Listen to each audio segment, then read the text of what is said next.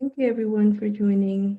I can see a lot of attendees joining right now.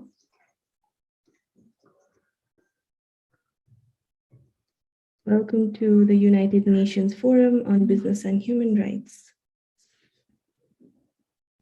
Thank you everyone for joining. I can see a lot of attendees joining right now.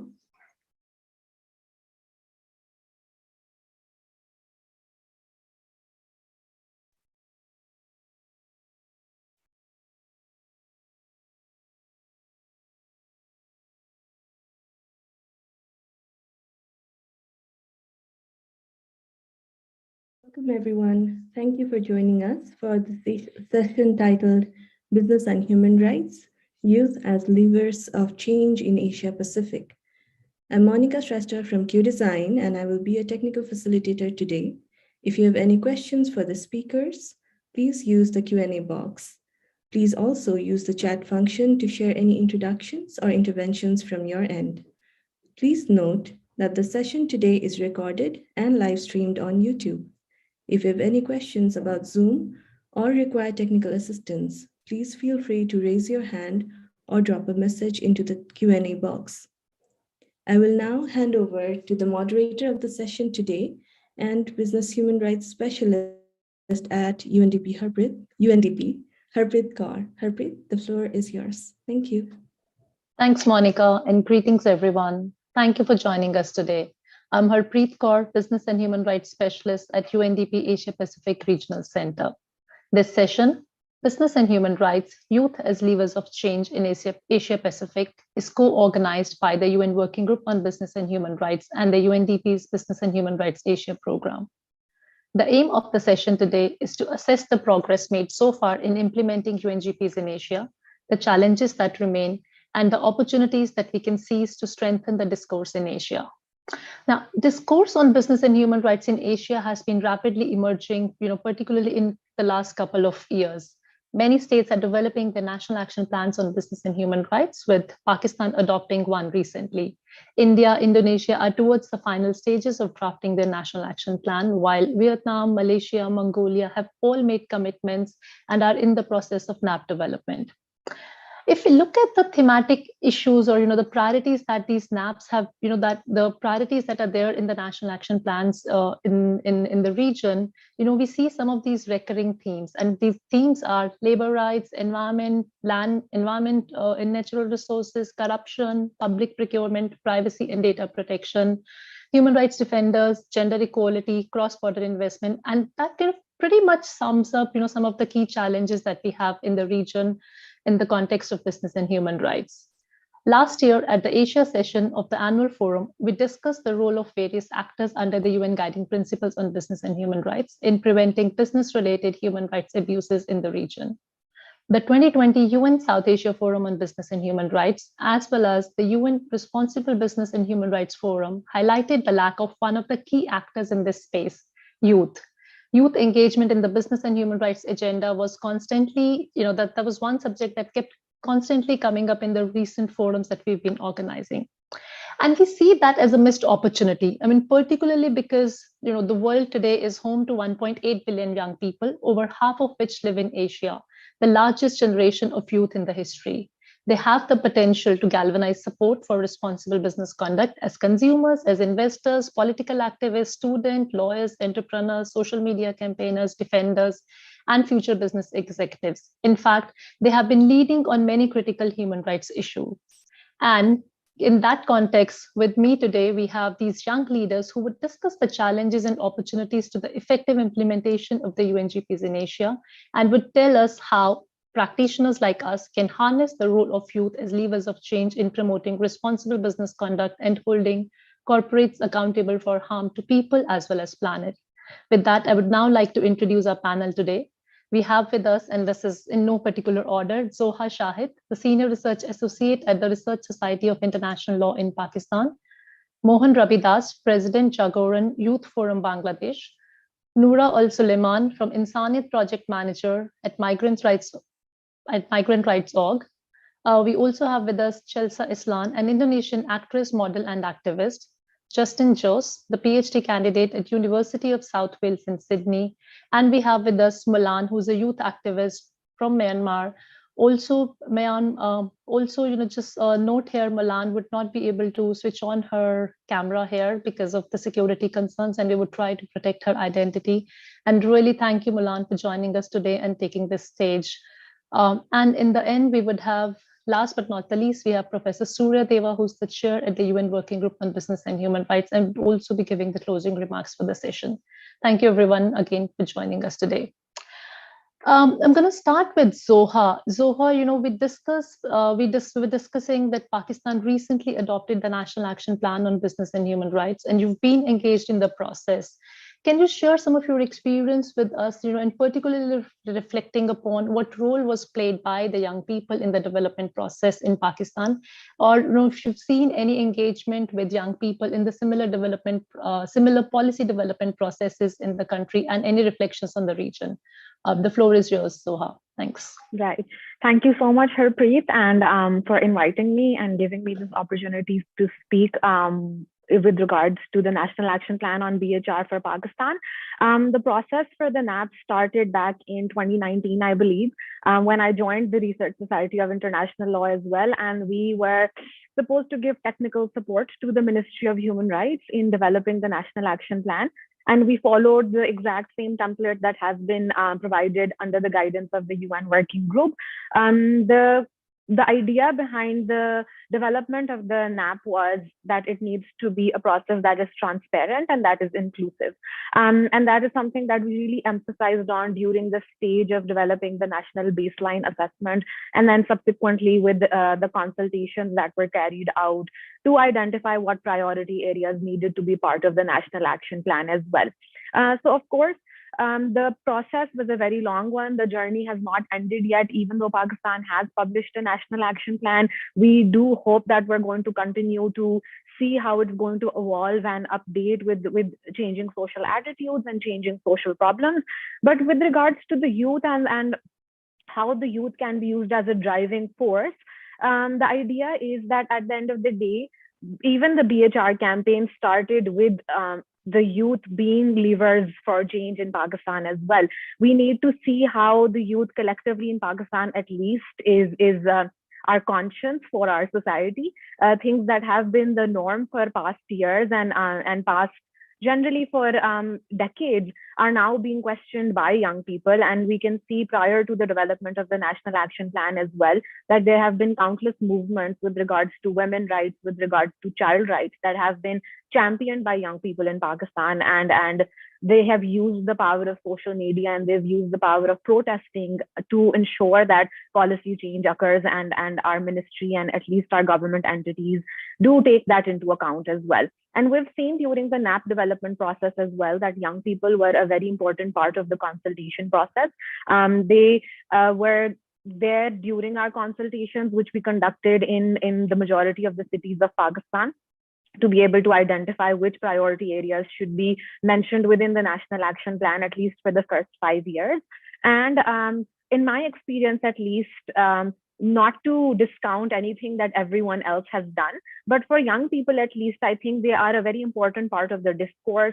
They come with data, they come with ground realities, and they really understand how to use that to be able to ask the ministry or at least government entities to bring some change. And I think that is something that should be a very integral part of any policy development process. And within the Ministry of Human Rights as well, I've seen a shift in terms of understanding and trying to recognize the power of the youth in Pakistan. I remember when we started the NAP development process, a person actually asked me when I went into the ministry that, oh, does the minister listen to you when you sit in these consultation sessions? Do people listen to you and do they think that you know what you're talking about?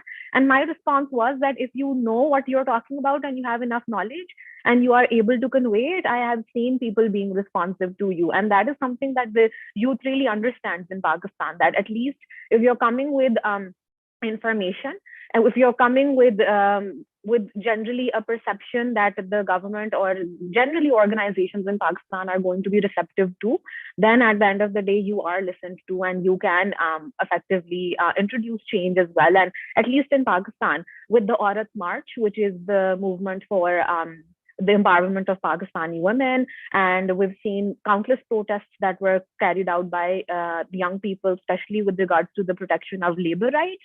So, for example, a clothing company here had allegations against them because they were not protecting labor rights and they were not entirely paying compensation to their workers. And protests occurred, and the young people, they were on the roads, and they ultimately ensured that there was a conversation, at least between the brand and its workers, and it was ultimately brought to the end as well, and compensation was given. And we've seen that things like these, especially with regards to cases of sexual harassment as well, we've seen how social media campaigns are used to create awareness, and that I've seen within the development of the NAP on BHR as well. The youth especially has really used the social media platforms to ensure that the NAP gets awareness. And of course, that has been something that is now being used by the Ministry of Human Rights as well. We've seen that social media is now a great tool to create awareness and to create discourse. And that's something that has been recognized by government entities as well. And they're using young people and using their knowledge to generate that sort of awareness and generate that sort of conversation that is really needed. And I think at the end of the day, any NAP on human rights or on BHR requires that sort of inclusivity. We need to be able to look at different perspectives. We need to be able to bring different people onto the same table. So business owners are sitting with lawyers and young people and social media activists, and we can create that sort of conversation. And that has been something that I've been a part of, at least in Pakistan, and it has been a refreshing change, at least from our end. But thank you so much for for giving me this opportunity, and I really hope that we have a good session here. Thank you. Thanks, Soha. You highlighted, I think it's really encouraging to see how Pakistan has taken this process of engaging youth in the NAP development process, but also, as you said, in other policy documents as well. And I think what you said is really important, that, we have to see youth and engage with youth, not just as representatives, but also as partners in the process, and really respect and value the perspectives that they bring in, and make sure, because all of you are how you're using these different, different strategies and creative ways. I think it's really changing the way that we can hold corporates accountable. Thanks, Soha. Come back to you with further questions in the second round. Milan, I'm going to move on to you. We're talking about Soha, his engaged and worked very closely in the NAP development process and been a part of the process. Well, you have had a very different experience in holding corporates accountable on human rights. And I think in your case, you've also been posed by some of these additional challenges because of the political unrest in the country. Milan, would you tell us a little bit more about the campaign that you're running, but then also how you have mobilized youth to support the campaign, and where do you see this going? The floor is yours, Milan. Thanks. Yes, I want to share about my experience. Yes, after 10 months of illegal coup attempt in Myanmar, multinational corporations and international business operating in Myanmar are still financing the military junta, even they know Myanmar people are striking, retarding, and condemn the junta with many forms of peaceful protest. The civilian disobedience movement, genocide committee, the widespread revolution of our people fully reject the illegal military junta, and we will continue fight to restore democracy. And also the military junta has killed over 1,200 civilians, including at least 75 children, the youngest being 1 year old. The junta is not our government and do not represent the people, and their coup is failing, and they are desperately trying to control the country, instilling fear and terror by any means. In September and November, the junta troops set fire to over 300 homes and 4 churches in Chin State. They are torching towns, burning down homes, and committing atrocity crimes across the country. And also they have banned almost 40 villages and towns, causing over 250,000 people to flee their home. And now over 2 million people have been forced to flee their home and are displaced and need humanitarian and COVID-19 assistance. I'm just one of the many million from my country who rejected the military coup. These are some what is happening in Myanmar. So other campaign, other evidence of our resilience and our belief in equality, business, human rights, democracy, and freedom. So our Blood Money campaign goal is to abolish the hunter business pillar because business is essential pillar to run a dictatorship and military regime. Our campaign aims to freeze all payments from international corporations and companies to the illegitimate and illegal hunter and to stop financing the human rights violation in Myanmar. We advocate to businesses which should keep doing business with the criminal hunter, be it rightly or indirectly. Now we target to multinational billion-dollar companies like Total Energy from France, Chevron was Unicorn from USA, POSCO from South Korea, PTTEP from Thai, Petronas from Malaysia, and many other fossil fuel and natural resource mining companies which are joint venture with the Myanmar Oil and Gas Enterprise MOGE. They are catalysts for May Online and SIGCOMC, the military council, to continue to purchase and produce massive weapon aircrafts to use for illegal airstrike on village and town. Military use material like steel, radio equipment, technology that require to continue with the atrocity crime. So from 1988 onwards, the previous military regime built a vastly profitable oil and gas industry. As a lesson learned, now we are advocating to the international companies to cut off the flow of blood money in Myanmar. Our campaign demands to Total Energies, Chevron, POSCO to freeze all payments to the criminal junta and keep gas revenue in escrow account immediately. And we call international governments to implement sanction MOGE right now. And our Black Money campaign team is comprised of youth activists with different backgrounds, include labor and student union, civic engagement, peace, education, research, IT, and design. We mobilize in Myanmar, start doing by public awareness about MOGE, the military junta, how they issue with gas revenue for civil war, Rohingya genocide, and atrocity crime in 2021 revolution and their well-being, and about how supported the junta from corporation businesses. And we advocate to our public this campaign and how relate with our revolution. So youth activists, international and local organizations support our campaign with many ways. Yeah, thank you. Thanks, Milan, for highlighting some of these challenges that you're facing. I think it's also, it also kind of does becomes difficult and additional risks to your security, particularly as human rights defenders in a situation that you've been managing. So thank you for keeping this fight. And I do have another question for you, but let's move on to Mohan for the minute, and then I will come back to you. Mohan, you have been a role model, for children of tea workers in your community. You're perhaps, as I, remember our conversation where you said you were the first one in your community who completed a graduation despite poor resources, infrastructure, and the kind of situations that you were in. Now, you've been a tea plucker yourself as a child, and now you're fighting for rights of your own people, engaging, bringing in young people to this, creating awareness, building their capacity, and really getting these young people together to advocate for better rights of the tea workers. I mean, of course, this is the situation of tea workers or the human rights issues in the tea estates is not just it's not just restricted to Bangladesh. This is something that we've seen in many other countries in the region as well.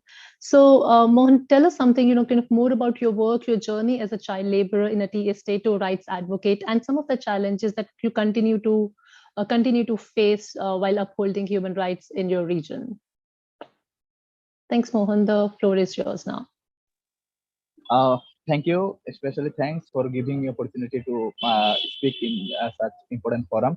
And it's also a history that for the first time, we the tea worker people of Bangladesh, 1.5 million people, tea people, speaking in international forum. It is first in our history, and because of that, I like to really thank you. And yes, you mentioned that I was a child labor, and I also work in tea estates of Bangladesh. You know that there are 160 tea estates where 1.5 million tea worker community are working. I think that the tea estates are the state within the state Bangladesh. It is separate state because here we have no any land rights. 1.5 million tea worker community right now are landless. Can you imagine? And we are only getting $1.5, only $1.5 working from morning to evening. Can you believe it? Can you believe it? Our wages is very much low. We think that in tea estate, education is totally disallowed. We have no any permission to be highly educated, and from these barriers, change myself and I be educated. And when I was a child labor, I think that my generation, my father, my grandfather, all are working in tea garden. I am also working in tea garden. If I don't be educated, then my future generation also will work in tea garden. Then I stand up and I think that I should take higher education. Higher education. If it be very much difficult, I will go through these difficulties, but I have to take higher education. Then I admitted myself in schools, and it's my pleasure to inform you that I have completed my graduation from University of Dhaka, the highest educational institution of Bangladesh, and which is very much inspirational for our community. And when I get admitted in University of Dhaka, I found that I am a single person. You know that in university, in Dhaka University, there are more than 50,000 students, but I am alone from the community. I decided that I should educate my community, and I started my journey from that 2009. From 2009-10, I started my journey. I educate my students. I have established coaching centers. I have taken educational workshops, and I share my story that I was also a tea worker. I also worked in tea estates. I stand up. I become graduated from University of Dhaka. You should also take education. They also rise up, they also stand up. And it's my pleasure to inform you all that there are 25 students studying in different universities from our tea working community. And you also know that tea company are thinking that if the tea workers will become educated, become aware, they will not work in tea garden. That's their policy. And only for that, they are not wearing. We in tea garden, we have no any facilities to live our life, and we have no any permission to go outside tea garden to buy necessity things from market. And that's why we are very much deprived. And I like to thank United Nations that you people already have introduced lots of policies, program, declaration like that. United Nations guiding principles here. You especially mentioned that this corporate societies, this corporate company have social responsibility. But in tea garden areas, tea companies are not complying the national, even international laws, policies, mechanism. Tea garden is completely different in the world. They have no any fear. They are not allowing anything. Human rights violation occurring here, but there is no any action. I like to thank Bangladesh government. They have also initiated. They have also formed laws, policies to protect us. But these tea companies, these corporate, also are not or also not complying the not obeying the rules, regulations, and laws, policies of Bangladesh government. They become like that giant. Thank Sure. you for giving me floor. And within short time, it's quite difficult to describe all our deprivations and all our sort of problems. Thank you. Thank you. Sure. Thanks, Mohan. Congratulations again for all your achievements and for keeping your decision to train and build capacity of more students in your community, and it's a commendable how this number of young people have been growing in the universities where they're more educated and have the awareness, but also the capacity to be able to uphold rights of their fellow tea workers and people in the communities as well. So thank you very much. Noura, while Mohan is still using these traditional advocacy tools, you've employed a range of creative advocacy tools and strategies to highlight the plight of migrant workers and domestic workers in the GCC. And I think a lot of your work, as you mentioned, has been with the young people, where you're working very closely with these young people to raise awareness about these issues. Noura, why do you think it's important to talk about migrant workers in the region? And if you could tell us a little bit more about your work as well. The floor is yours, Noura. Thank you, Harpreet. I'd like to thank you all once again for having me today. For starters, I think it's very important to talk about migrant workers, especially when it comes to the Gulf region, because they are present in large numbers. So, and opposite to what a lot of people think, migrant workers are not only seen in construction agencies or in F&B industries. However, they are present in our day-to-day lives. They are present in a lot of these different government agencies and private agencies as well. When it comes to how present migrant workers are in the talks that we have, and as you may know, for the past couple of years right now, the Gulf has really been working on bettering migrant workers' conditions and improving the labor laws that exist and adding on to domestic and migrant workers' laws. However, what's very important and what's missing is the migrant workers' voice. And what we try to do in the work through Untitled and through Migrant Rights Org is we, as the youth, we try to for the temporary period in which migrant workers' voices are missing, we try to emphasize their voices, and we do this through campaigns. So Zoha, thank you so much for mentioning the power that social media has, because we really do rely on that. And because the youth are going to be future employees of migrant and domestic workers, we do try to make sure that they are very aware of the different conditions. The way that the societies and the cultures here in the Gulf work is that a lot of these attitudes and behaviors are passed on through family. They are adopted by seeing and by social gatherings and by talks that these youth are present in. So what ends up happening is that they grow up practicing the same behaviors. And a lot of the times these behaviors are not questioned, and they are not thought of as maybe being abusive, but instead justified as being the necessary thing to do, or the right thing to do, or what's important right now. So what we try to do through Insaniyat and through Migrant Rights Org is throughout our cycles, we learn and we break down the labor laws that exist and the domestic worker laws that exist. Kuwait being one of the first country in the Gulf to pass a domestic workers law in 2015, 6 years later, today, we still see that these problems exist. And so what we try to do is we try to introduce these problems through our social settings and through our social gatherings and get people to talk about them. We've realized that there is so much power in people seeing pictures and hearing about stories.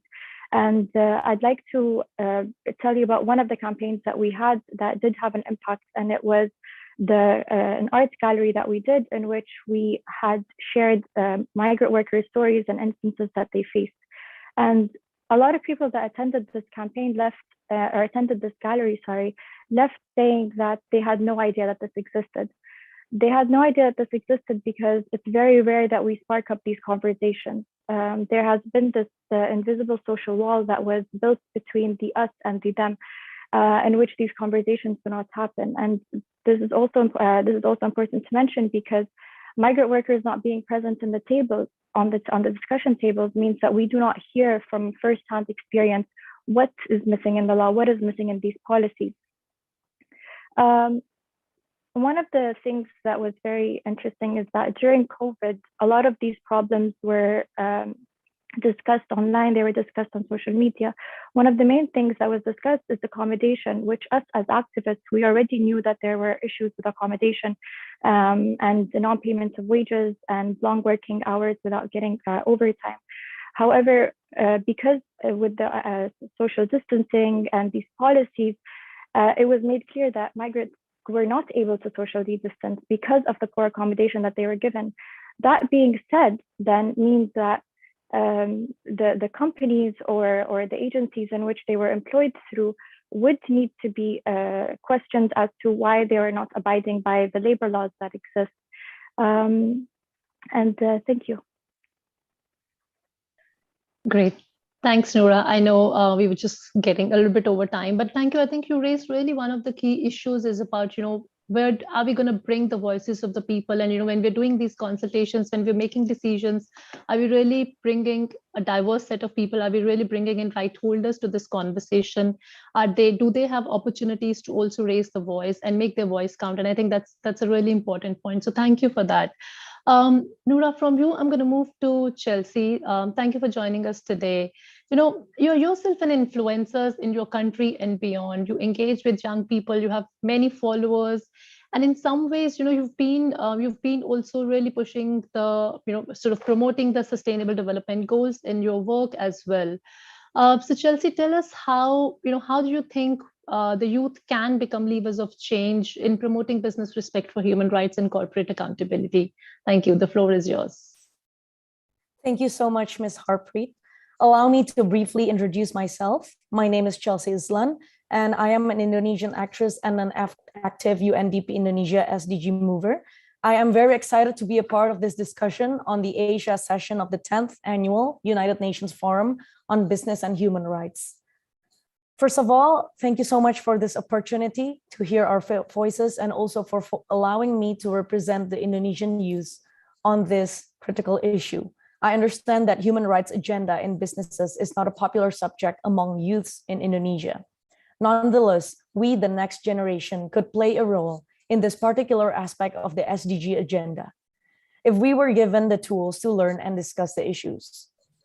Like our counterparts around the world, Indonesian youths are adaptable in using technology and social media.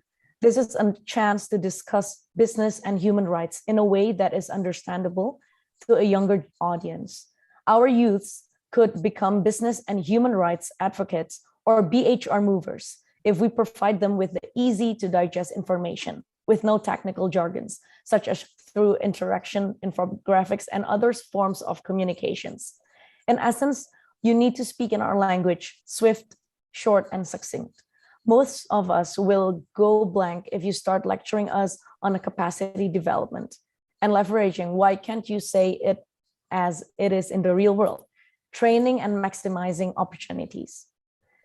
As a UNDP Indonesia's SDGs mover, I've been in this awareness raising role since 2017, and I've been involved in a number of SDG campaigns, including one with UNDP Indonesia on the 16 days of activism on stop violations against women, which was launched yesterday. As far as I can tell, we could do the same for youths who want to learn more about businesses and human rights. Let's walk the talk together, and let's be the change that we wish to see in this world together. It is truly an honor for me to be here amongst the youth leaders and the agents of change. Have a blessed day, and thank you very much. Thanks very much. And I think before you, Noura also sort of raised the issues about, we really have to break down the language that we're speaking in and also simplifying these language. So thank you for that important message. And I think particularly for us as practitioners, because we do tend to sort of, fall into these technical jargons and the terms that we use. And if we really do want to reach out to the youth and engage with them, I think it's really important, as you said, as Noura said, and I think Zoha said in the beginning as well, is to really break these jargons and then try and simplify the messages that we are conveying. So thank you very much for that. Justin, I'm going to move on to you from here. Professor John Ruggie, the architect and the builder of the UN Guiding Principle on Business and Human Rights. drew on his decades of research, scholarship, and practice in international relationships. He's, the legacy that he has left with us. It kind of also sort of talks about the role of academics in the space, the role of scholars in the space. While we've seen the discourse has progressed relatively faster in Asia in the recent years, we don't see a lot of engagement from the scholars in the region. So I think my question to you is where do you think is this next crop of business and human rights leaders, how engaged the academia and how engaged the scholars are in this space, and what can we as practitioners do to engage with them more effectively? Thanks, Justin. The floor is yours. Thank you, Harpreet, Surya, and everyone on this panel for including me in this session. I perhaps have lived up to the spirit of this panel and invited my friends and everyone around me to this panel. So a huge thank you to everyone, all the young people who have turned up as well. I think the baton of business and human rights is often carried by people who are well established and might not really be aware of the intersectional challenges which young people face in today's world. For example, in a country like India, where I'm from, there are a huge number of young people. It's widely known as the demographic dividend. But the question is, are we taking this opportunity to train more young people in raising awareness on business and human rights in India and in Asia in general? And if not, what is the best way to do it? So there have been few suggestions around it, like how to raise awareness, where to get these new leaders from. Some suggestions include teaching courses on business and human rights in universities and educational institutions so that we are able to train more and more young people. And of course, use language which is jargonless. Some other suggestions also include academic and public policy work, which changes the perception of how human rights are envisaged and imagined, and reclaim the lost human rights space from public sphere. When we speak of business and human rights, I think we need to envisage the role of young people not only as passive spectators, but as active collaborators. Corporations, I feel, they tend to see young people as mere consumers. But as consumers, it is incumbent on us to realize that we hold the power to change our own behavior and our own attitudes towards corporations. And I think as younger academics, these newer perspectives can be used to galvanize new ideas. The next set of leaders, I think, would emerge from different backgrounds, even from younger scholars engaging in academic discourse would be of great benefit to business and human rights. But unfortunately, a lot of young academics are engaged in fashionable and attractive topics. Maybe business human rights is just not as fashionable yet. And I think there's also this need for giving the right platform to younger academics and younger scholars to raise awareness, engage, and allow them to also connect with other younger people so that it moves as a system. From a more academic perspective, I think we keep lecturing and publishing on corporate capture of business and human rights. But I think BHR as a field might fall into this trap of idea capture, where the same ideas go round and round in a circle. I think to break this chain of what I call idea capture, I suggest including younger academics who are well aware of the intersectional challenges and increase opportunities for them to engage more broadly with the whole academic discourse on business and human rights. I think it is only when we include the diverse voices do we get newer ideas. And by working with young people, I believe the field of business and human rights would be richer. Thank you. Great. Thanks, Justin. In fact, while you were making your remarks, I was also thinking, everybody has to be a lawyer or, sort of in the background of a business and human rights if these are the people that we want to engage. But I was also thinking about people who are studying fashion or engineering or environment or sociology. All of these are interconnected agendas, right? This is business and human rights agenda is kind of not in isolation. We don't have to put it in silos. In fact, there have been lots of conversations about bringing these different agendas together. And I think there's there is a lot of space where these young academics from different disciplines can come together and then take the agenda forward. And of course, that's how perhaps bringing in more ideas and get away from the idea capture, as you said. So thank you for your remarks, Justin. I would also just like to remind the participants that they do have an opportunity to ask your questions here, but also there's the chat function is on. So if you have any comments or any remarks, please do add in the chat section as well. And if you can add your questions in Q&A, we would bring all the speakers at the end for a Q&A round as well. Thank you. I'm gonna maybe change a little bit from our the format that we're gonna follow, to sort of bring Professor Surya at the end for closing remarks, because I think some of the really interesting topics and conversations have come up here, and some of really the key themes and ideas have emerged from these voices today. Surya, if I could bring you in at this moment, and just any reflections, immediate reflections that you have from having listened to these 6 young leaders from diverse field, diverse backgrounds, but I think also really raising different perspectives on how they are engaging with the business and human rights agenda as well. So your brief reflections, Surya. Thank you, Harpreet, and thank you everyone for these excellent reflections from different perspectives, from Myanmar to the classroom or research settings in Sydney, to Pakistan, to the tea gardens. And I'm already learning so much. I used to think about Facebook as the state within a state, but today I learned about tea as state within a state. I learned about the corporate capture of ideas or idea capturing. So I think this is definitely a learning experience for me as well. And I consider myself to be a student of business and human rights.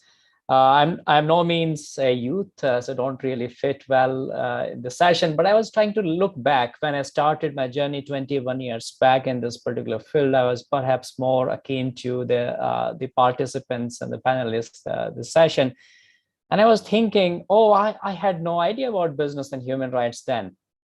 So the youth of today are definitely far ahead than I was, I will speak for myself, than I was 20 years back.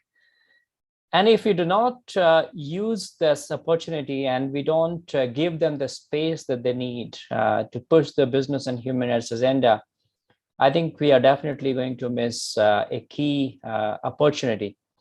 Of course, the UN guiding principles primarily look at states and businesses.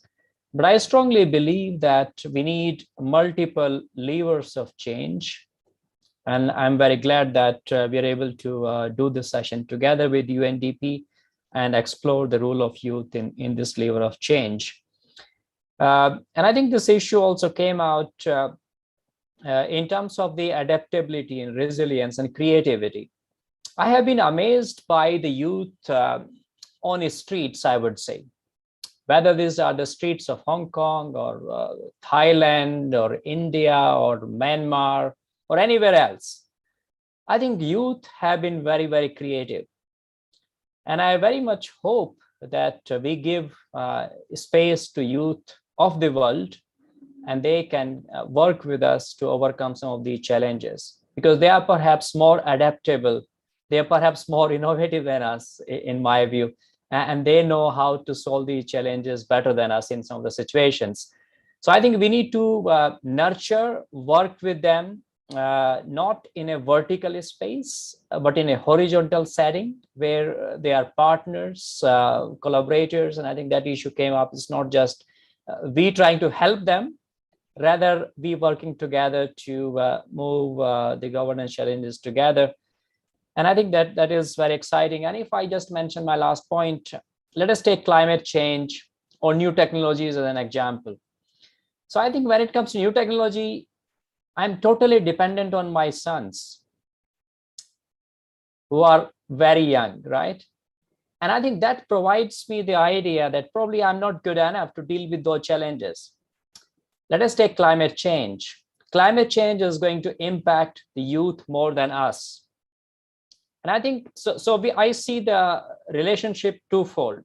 One is they can adapt better to the changes, but also they may suffer more than us.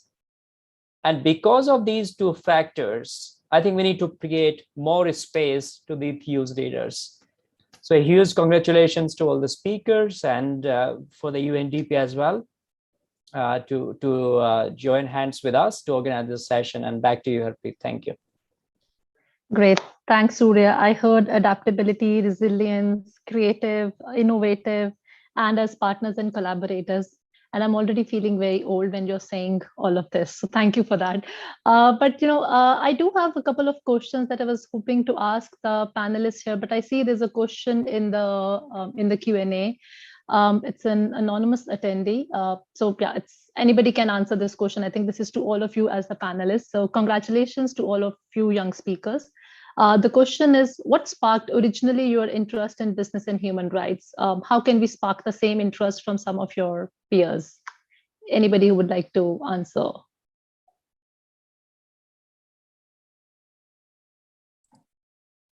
Noura, I see your hand raised. You wanna go first? Yes, sure. For me personally, it's being very curious.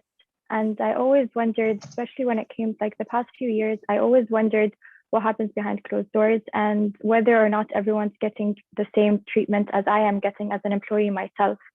And I also was able to address my own privilege being a Kuwaiti working in Kuwait. I was able to address the privilege that I had in being able to speak freely about these issues. And knowing that and seeing that, it was also made clear that I wasn't the only one.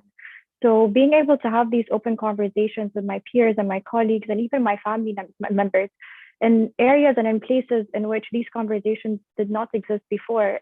Fast forward a few years now, being working in this field, I see that they are being sparked by others. And also another thing is you need to, when it comes and what type of support you give these businesses, it's very aware for us to be very conscious consumers. Want to support these entities in which they are not getting the same respect to migrant workers who are the backbones of these businesses as we would hope for them to. So really, it's just curiosity. So ask yourself these questions. Do I want to support this entity? Do I want to support this business?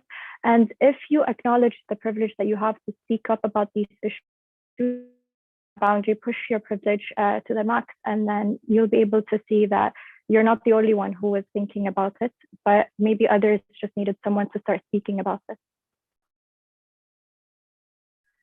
Thanks, Noura. I see Zoha here. Zoha and Justin have raised hands. So Zoha, you want to go first and then Justin?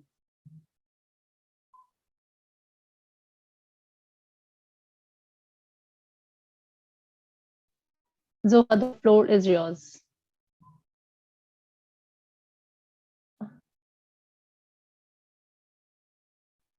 Seems like Soha is having some technical difficulties. Justin, you want to go first until we fix this technical issue with Zoha?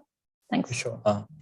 So I wanted to answer the next question which has emerged, which is how to really substantiate youth movements in advocating corporate responsibility.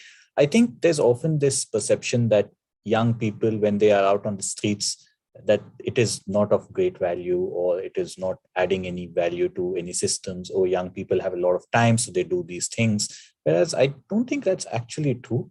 If you look at the trajectory of a lot of youth movements where they have led to significant political reforms, be it women's rights, be it minimum wage laws, and so on and so forth.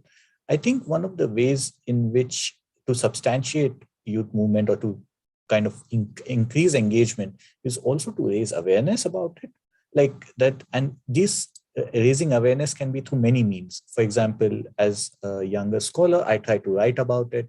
So if you are someone who's an activist or an environmentalist, you can participate in campaigns. And I think it's where also I feel like the power of collective is much stronger.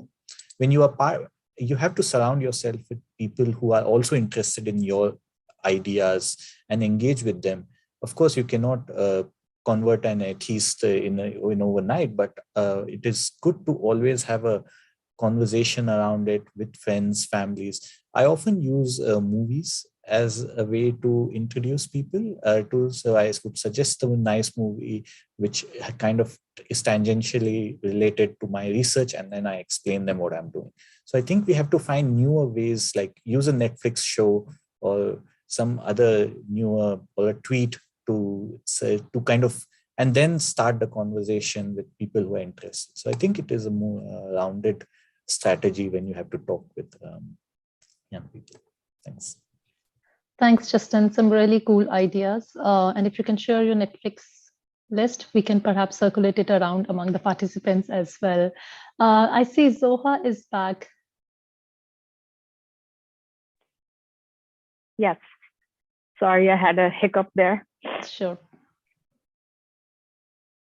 Right. So I think at least for both of the questions, initially when we talk about the using the ideas of business and human rights and how I was influenced by it, I think I can go back to the origin of my research career and how when I started out, I was always inclined towards human rights, but just the idea of business and human rights was extremely interesting, because business and human rights does not only look at one thing, and you do see a variety of ideas within the concept of business and human rights. And for me, the intersection between human rights and business activity itself was very interesting. And as Noora mentioned as well, it was curiosity that brought me towards business and human rights. That would be very true, because at the end of the day, I think it is these mixture of ideas within this subject that allow you to not only bring in varying perspectives, but also see how you can bring innovative solutions. This particular subject, business and human rights itself,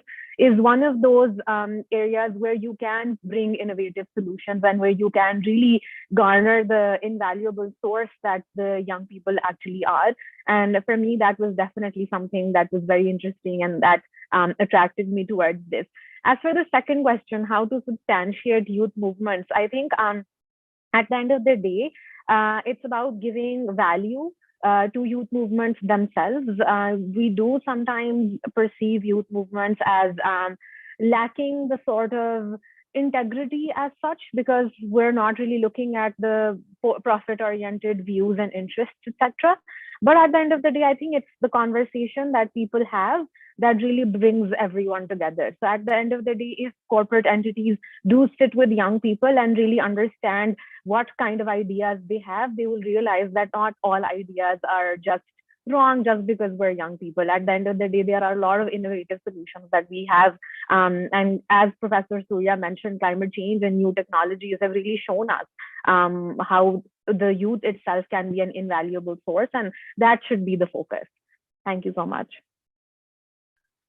Thanks, Soha. Mohan, I see your hand raised. You want to go next? And then I see there's a question in the chat and there are 2 questions in the Q&A. So I'm going to come back to that in a bit. Mohan, the floor is yours. Very much. Thank you very much for giving me floor again. I like to answer the question of Mr. Johnson, who questioned that the youth are not included in the policy making process or to influence the policy, especially in Asia, in most of country where democracy is not in practice. I think that nowadays this process is very much easier, and if you have a special policy recommendation, if you have a special like that sort of plan to especially business or human rights or for your development or for empowerment of your community, then you can advocate with government. Especially you can take use of Facebook or social media. And I think that if you're thinking, you're planning, your strategy will right, then it will must be succeed to implement your policy. From my experience, I in tea garden we become able to make our government understand that you should take some necessary steps to develop our tea community. As in tea garden, there were no primary school, some years ago. But when we make government able that in your constitution, you mention that you are you have to ensure compulsory primary education. And you mentioned in your constitution that you will provide our primary, at least primary education. Then why you are not establishing primary schools in tea garden? And they become able to understand that yes, we also already mentioned it in our constitution that we must have to establish a primary school. Then nowadays we have few primary schools, though few, but little bit we become able to make government influence that to take this step. Thank you, Johnson, for your question, and thank you, Harpreet, for giving me chance again. Thanks, Mohan. Anybody else from the panelists would like to add? I see Chelsea, your hand raised. You want to go next? Thank you, Ms. Harpreet. Thanks. Thank you so much for giving me the floor again. I really appreciate it. I believe with the knowledge, expertise, network, and resources the UN agencies have, the UN agencies could foster partnerships with schools, universities, and think tanks to educate youth on BHR, including through podcasts or talk shows, and also Netflix programs. I totally agree with Justin. And to look for opportunities to integrate BHR discourses into the curriculum. We should raise awareness and collaborate with more youths around the world. And we are in this together. I believe that we should maximize the power of social media in championing upon these critical issues we are currently facing together. And we need more voices from the younger generations. If not now, when? And if not us, who? Thank you. Great, thanks. Anybody else would like to add to this? Okay, I'm going to move on to the next question, and which is again an anonymous attendee. While giving space to the youth in the business and human rights discourse is crucial, we must acknowledge that policymakers and the CEOs are mostly from the older generation. So change will require intergenerational cooperation. How do we ensure constructive dialogue between generations? Who can be the connector? The UN, the academia, national human rights institutions. I think Chelsea kind of did respond, in some ways a little bit to this question. But if we have any other reflections from the panelists here in terms of what you think is really important to have these successful youth adult partnerships, because while of course there's a lot more space that we think it's important for youth to come in, but there's also the knowledge and experience and the expertise that comes in with the experience that the elder people have within the communities as well.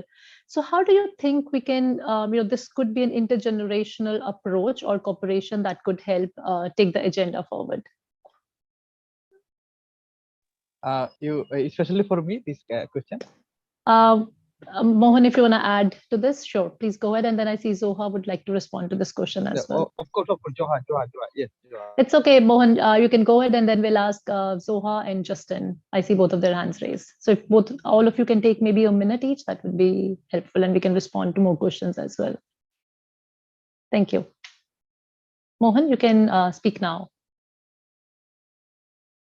Thank you, and a little bit sound problems. That's why I and for this I also get chance. And yes, business and human rights nowadays definitely a crucial subject or discipline or a matter of dialogue.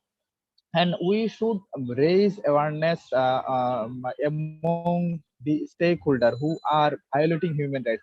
Most of in Bangladesh or Asian context, most of human rights violation are occurring or happening in the corporate world. Corporate world, business world is also violating the human rights. And on the other hand, if we think that business is business, human rights is human rights, and the study of both should learn people or should introduce in universities, introduce in the national international dialogues, and it will be very easier for us who are affecting for business or whom human rights are violating. It would be very much helpful for us if it come in a practice in the world. Thank you. Thanks, Mohan. And Zoha and Justin, while you're responding to the question that you were supposed to respond before this, if I also see there's another question which is about, which is asking what are the different ways to involve youth in decision-making processes, including businesses, and how we can close the youth gap close the gap youth may face from the current economic political system. So I think I'm kind of trying to combine the two questions, which is sort of not just looking at the intergenerational cooperation, but then also how do we close the gaps that could be there because of the economical or the political systems, or even the social norms that are there. And I think so if you can sort of and I think Justin, you also sort of talked about the diversity as well. So in terms of particularly, it's not just the economic and the political system, but then also in some way the structural inequalities are there, the kind of barriers that we face because of the social norms, and particularly around gender norms. And if you can have any reflections on that. Thanks. So how you want to go first, and then Justin? Thanks. Thank you so much. So both questions are extremely interesting. When we talk about the intergenerational gap, I think three things are really important: patience, collaboration, and being receptive. I think at least within our communities, we've seen that generally there's the discourse within adult populations are that these people don't know what they're talking about. So if we have specifically patience and we really understand there's not much of a divide, and young people understand what issues exist, what are the risks, what are the challenges, what are corporate priorities even within the field of BHR, we will be able to bring all of them together and ensure collaboration. There are a lot of things that young people are good at. There are a lot of things that adults are good at, considering the vast years of experience that they have. And I think the whole idea is for both populations to really understand that we have an opportunity to learn from each other and to be able to use that knowledge to create a better world. Because at the end of the day, that's the goal. The goal is being better at community level, at state level, at the global level. And that sort of encouragement is needed within both populations to be able to identify what innovative solutions we can have for the risks and challenges that we are facing right now. And as for the second question, how do we bring the youth in the decision-making process? And I think for that, the first thing that we really need to understand is that young people as consumers are really aware, and they are an invaluable source of discourse in all of our communities, not just in Asia, but we see that within the climate change discourse, young people have taken the lead. And that sort of is evidence of how we can have that within our communities as well. And for me, at least, there are three things that we really need to do in Pakistan. Ensure that there are youth wings within our government entities to be able to identify their perspectives when we are creating new policies or new legislation, because at the end of the day, everything that is happening for the future is going to affect us more than anyone else. And that sort of discourse and that perception from the young people in Pakistan is extremely important. Secondly, I think we really need to encourage student unions.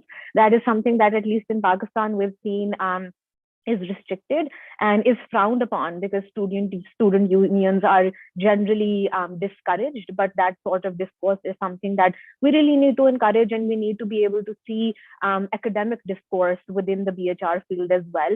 And lastly, I think the fact that there are arbitrary restrictions, especially on social media, is something that is a huge flaw within using youth to create discourse. The fact that Pakistan has seen not one but two YouTube bans means that we really need to evaluate the sort of restrictions that we create on our youth. And ultimately, we do find innovative solutions. The young people are still going to use social media and try and create campaigns and try and use that information that they have. But when we have government support and when we have support from, again, adults as well in the same discourse, then of course the change that we can bring is going to be better. Thank you so much. Great. Thanks, Soha. I'm already learning so much, from a lot of these tips that you're giving, to have that patience, collaborative and receptive approaches. So thank you for that. Justin. Thank you. Zoha has probably covered much ground with her answer. I would just like to add one explanation, one kind of tell you something which happened in my research career, so that it kind of crystallizes what we are speaking about. So in 2018, India launched voluntary guidelines and asked for public comments. I also sent my my comments in, and none of them were accepted. Nothing happened. And then they say, "Oh, thank you for sending. We look forward to your proactive collaboration."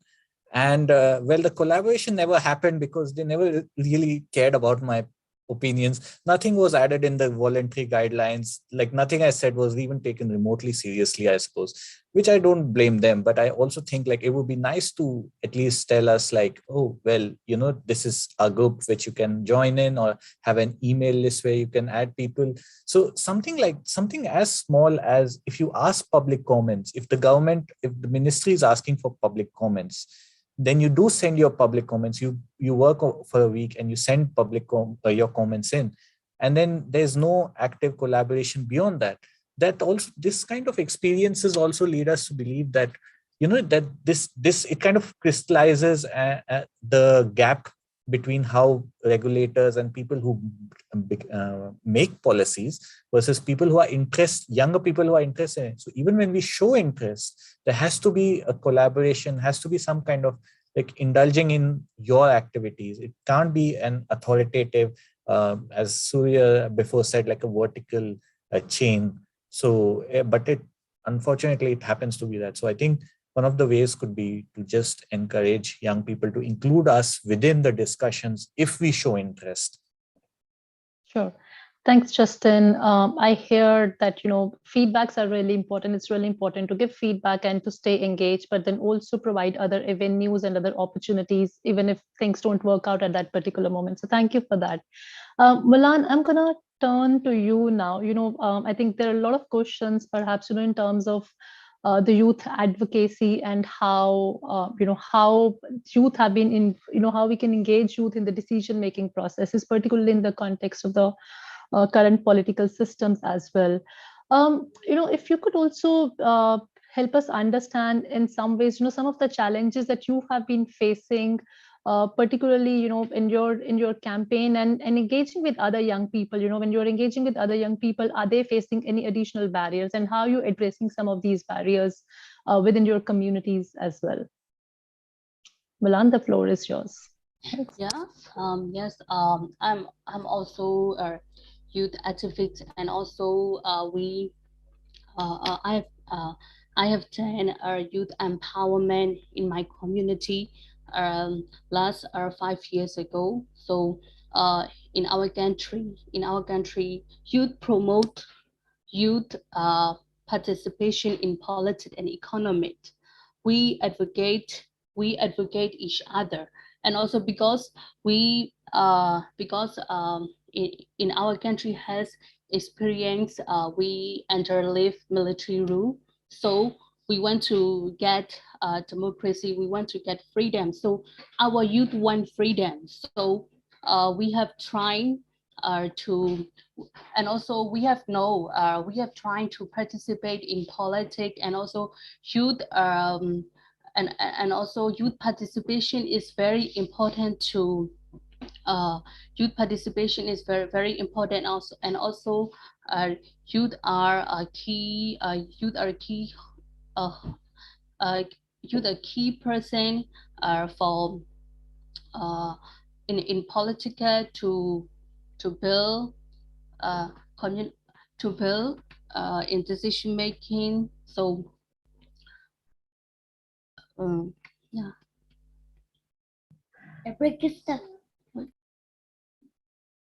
Sure. Thanks, Milan. And I see I'm just going to be able to take only one last question. We just have about 8 minutes left. And Noora, I'm going to turn to you for this one. And I think in some ways, Justin and Zoha both responded to the intra-generational discussion, and how it's not just about sort of one versus the other, but kind of bringing everybody together as well. So would you like to respond to this last question, which is, we've been talking about youth as one group as opposed to the older generation, but the reality is that often even within youth, there may be very different views, and not every young person would naturally be a human rights champion. You have been engaging a lot with these young students and young people from your region, particularly in the way that you're running your social media campaigns or other campaigns, but then also the scholarships that you work with, right? So if you have any reflections on that, that would really be helpful to understand. And I think what we're looking here is, this diversity, again, we are putting all the young people as one homogeneous group. They're not a homogeneous group, right? There's also sort of diversity sort of within that one group as well. So any reflections that you have, Noora, on that? Thanks. Yes, thank you. Wrong with difference of opinions. And at the end of the day, we do all see matters different. It's based on what we were exposed to, and it's based on things that we were raised societies we were brought up in. But I think what's important is within that difference is for us to really peel those layers of the onion, try to understand where that difference of opinion comes from and where is there room for us to unite under one roof when it comes to what is our ultimate goal. Our ultimate goal can be reached in so many different ways. There are so many ways that were mentioned here. We mentioned Netflix, we mentioned social media, we mentioned just discussions, that we mentioned protests. And there isn't a specific way for us to do things, but it's very important for us to ask the question of why is it that you see matters differently, or why is it that you feel this certain way about the specific matter. Not everyone is going to believe that things are wrong, or that there are so many things that are missing right now, especially when it comes to the Gulf region. Not everyone is going to see the flaws that exist within our policies, or the flaws that exist within the system that are preventing migrant workers from getting access or the proper access to their rights. But one way to do it is to just approach these differences by asking the question of why you think it's right. And when you down with you might be surprised to see how much they realize about what really is the issue, and what they have just adopted as being the right thing because of their exposure or because of the conversations that they were part of before or just growing up. Thanks, Nora. It's such an interesting conversation. I would love to go on, but I'm also cautious of the time, and I see it's just 5 minutes left. So, closing remarks from everyone. Just got about 30 seconds, and then I'm going to hand it over to Surya for the final closing remarks. Maybe I'm just going to go as I'm seeing the names on my screen. Justin, you're the first one. Thank you everyone for organizing this and inviting me to speak. It was a pleasure meeting everyone, and it's so inspirational to see what everyone is doing. I think these kind of discussions need to continue so that we always keep engaging in a better way, and hopefully in person rather than virtually in the future. Thank you. Great. Thanks, Justin. Chelsea. Thank you very much once again, everyone. And I hope we could actually meet in person and speak about this. And let's walk the talk together, not just talk the talk. And I believe that we are in this together. So let's continue to raise awareness, and let's make a change together as agents of change and young leaders. Thank you very much. Thanks very much. Milan, your closing remarks, please. Hello, yeah. Yes, and also thanks for your participating in this forum. This is my first time, and also I'm really excited to participate in this forum. Yeah, and also we know democracy and peace is expensive, but we also believe in people power. So the more oppressed, the more we revolt. And also we want to be the last generation under the dictatorship, and also corporation and business and international government must listen the people of voice, the voice of oppressed. Great. Thanks, Milan, and thank you very much for joining us today. Noura? Yes, thank you for having me, and thank you to all my peers and my colleagues for everything that you've shared. I think if I'm going to simply put it, our power and our influence is undermined today, it will not change the fact that eventually in the future to be those employers. So just keep working on what you are working on today, if you have acknowledged the privilege that you have, and ask the right questions. Thank you very much. Great. Thanks, Noura. Mohan, and then Zoha, please. And if you can please do 30 seconds each of you. Like Molan, it's also first time for me to speak in international forum like that. And thank you, organizer. Thank you, dear panelists, and also thanks who are watching this and who are working regarding BHR. And thank you very much. Thank you everyone for giving me this opportunity, and thank you for all the panelists. Thank you to all the panelists. I've learned a lot from you, and I hope that young people continue to create discourse not only in Pakistan but beyond as well. And I really hope that we can garner the value, and young people themselves can understand the value that they have within our communities, and continue to work within the BHR field as well. Thank you so much. Great. Thanks, Soha. And I also see there's a comment from somebody actually in the Q&A, but this is from Marina, who's saying we're looking for horizontal representatives and global ambassadors as well as the board for their sustainable expatriation startup. And they're grateful for the connection with all those who have moved by the mission, but also I think it's an opportunity for all of you to stay engaged here. So thank you everyone for your closing remarks. And I'm now going to hand over to Surya for the final closing remarks for the session. Surya, the floor is yours. Thank you, Harpreet, and thank you all the panelists. What a wonderful treat it was. A very refreshing session at the UN Forum, because otherwise we talk about the same thing every year. So I think this experiment that we did, in my view, was very good. And I will very much hope and encourage that in our regional forums in South Asia and the Asia Pacific Forum, we continue to provide space to youth in these major public events as well. I have a couple of other concrete suggestions. One is that paid internship is a crucial thing we can do more, I think. Not just internship, paid ones. And by companies, by national human rights institutions, by UN agencies, by universities, by all institutions, because that would definitely provide a mutual learning space. We can learn from youth and we can nurture the capabilities of youth, in my view. The second suggestion I have, Harpreet, is I think it may be a good idea to organize youth cafes at universities around business and human rights, because where do you find these youth? Of course, they're on social media. That is one way to capture them. But I think if you want to do face-to-face, I think universities could still be a good space. So if we can do BHR youth cafes, that could be interesting. And my last point is about accountability. How do we leverage the power of youth to hold businesses accountable, right?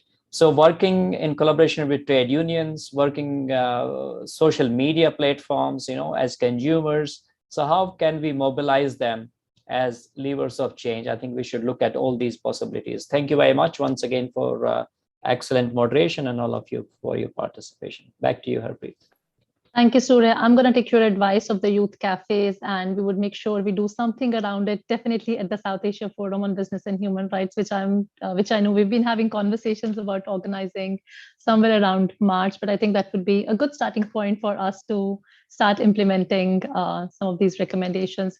But again, thank you, everyone. I think such an inspiring panel. I think we are taking away a lot of takeaways from, in terms of how we start changing the approaches that we have been looking at programming at, and and I think we're going to reach out to all of you, and I would also encourage all the participants here at the forum today to also reach out to some of these young people and start engaging with them. And I think that's only going to sort of bring new ideas and maybe what, when we're looking at sort of the next decade of the UNGPs, I think the youth has a really, really important role to play in. And I think this is a really good starting point. So thank you, everyone. Thank you to, for all the speakers here for inspiring us today. And and with that, would close the session. And if speakers can stay back, we need to take a group picture as well. So thank you, everyone.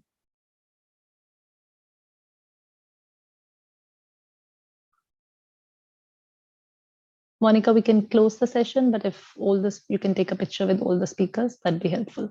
Thanks. All right, I will be taking a picture now in 3, 2, and 1. One more. All right, thank you, everyone. Thank you, everyone. It was really inspiring. Thank you for joining us today. Thank you so much. Everyone. Stay in touch.